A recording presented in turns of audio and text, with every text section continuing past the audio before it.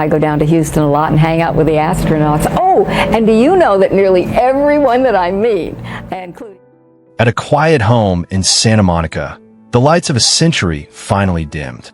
On the night of October 23rd, 2025, June Lockhart, the actress who raised America on television and guided it through the stars, passed away at the age of 100. Her daughter and granddaughter were by her side, their hands resting gently on hers.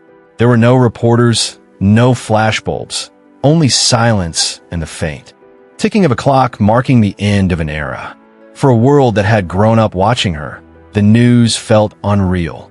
June Lockhart had always seemed eternal.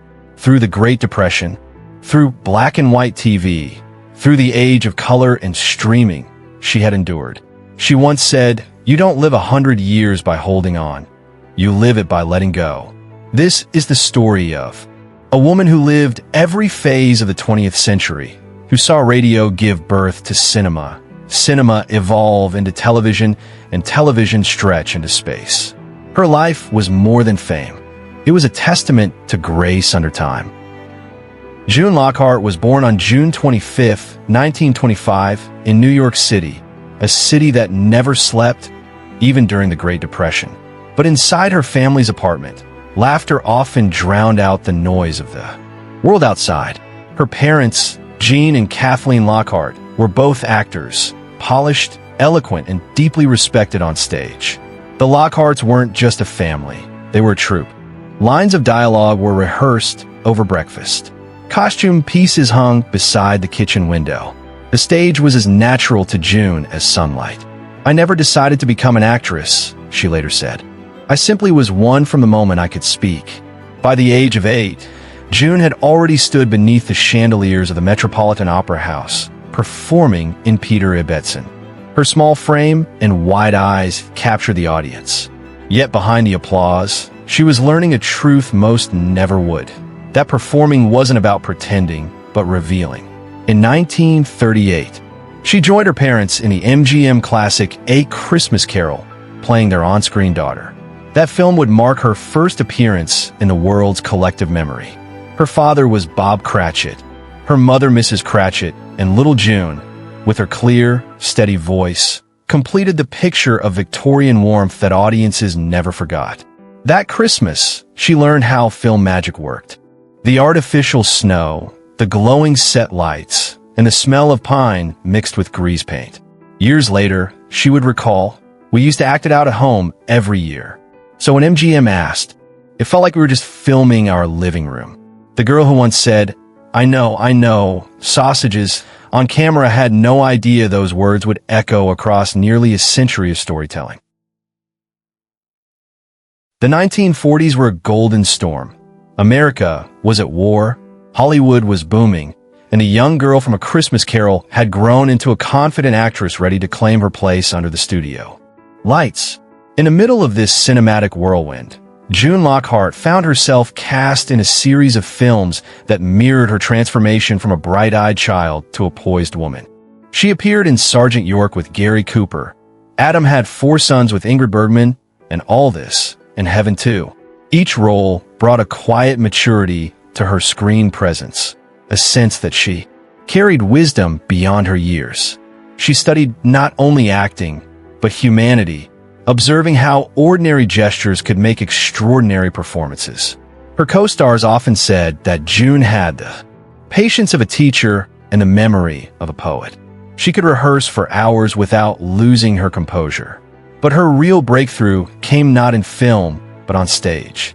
In 1947, she took Broadway by surprise in For Love or Money, a biting comedy about ambition and morality. Her performance earned her the Tony Award for Outstanding Newcomer, one of the youngest recipients of the time. Standing in the glow of the spotlight, holding the trophy with trembling hands, she whispered, "For my parents, who gave me my first stage." Broadway taught her the endurance that film never could. "In movies, you get another take," she said years later. "In theater, you either live or die every night." By the 1950s, as the world began to trade radios for televisions, June felt the tide turning. The intimacy of the small screen was calling her name. And so, When television came knocking, she didn't hesitate. She stepped from the grandeur of cinema into the glow of living rooms. Across America, unknowingly walking straight into immortality.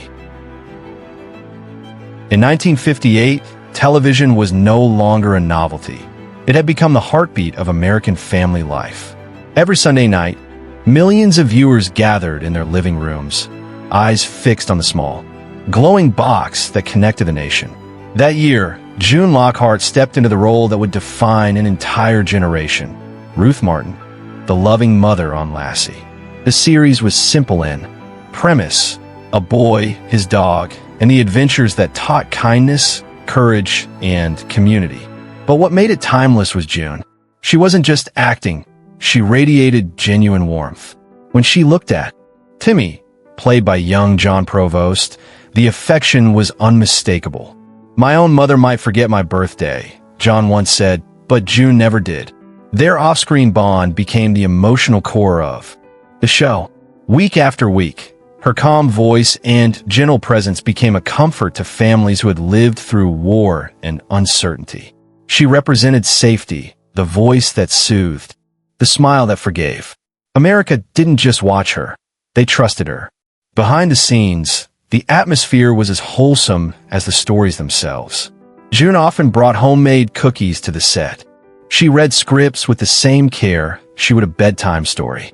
Her professionalism earned her 2 Emmy nominations, though she rarely spoke of them. "Awards are nice," she once said, "but knowing families watch together, that's the real reward." Yet as the 1960s dawned, the world began to shift.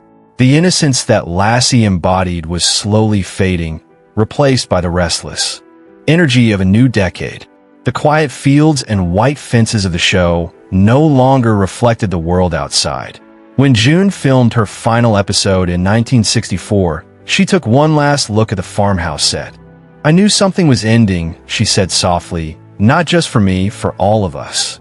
She didn't yet know that her next journey would take her far beyond those familiar fields, beyond the earth itself. When Lassie ended, June Lockhart could have stayed in that safe corner of television, beloved, secure, unchallenged. But instead, she chose to leap into the unknown. In 1965, she signed on to a new CBS project called Lost in Space, a science fiction adventure unlike anything the networks had ever seen. It was a gamble. The premise was ambitious. A family of explorers launched into space, stranded on distant planets, fighting to survive. It could have been silly or even doomed to fail. But once again, June became its soul. As Maureen Robinson, she was not just the mother, she was the emotional compass of the cosmos. In her metallic jumpsuit and soft-spoken authority, she brought humanity to the stars. Children adored her, scientists admired her, and women, at a time when female characters were often written as fragile, saw in her a symbol of quiet strength. The show's campy humor, its colorful aliens, and that iconic line, "Danger, Will Robinson," became pop culture history. But through it all, June grounded the chaos. She carried the dignity of an earlier Hollywood into a new era of imagination. In a 2004 NPR interview, she laughed. "I did Lassie for 6 years, and no one ever said it made them want to be a farmer. But Lost in Space, that made a lot of people want to be scientists." Her connection to science wasn't just symbolic. During the 1970s, June developed a close relationship with NASA, attending launches, meeting astronauts, and encouraging young people, especially girls, to pursue space exploration. In 2014, NASA honored her with the Exceptional Public Achievement Medal, a rare award for someone outside the agency. "No other actress has ever received this," she said, her voice still proud at age 89. Nearly 50 years after the show ended, she returned for a voice cameo in the Netflix reboot 2021, proving that her legacy still orbited the imagination of a new generation. From the farms of Lassie to the galaxies of Lost in Space, June Lockhart didn't just adapt to change, she embodied it.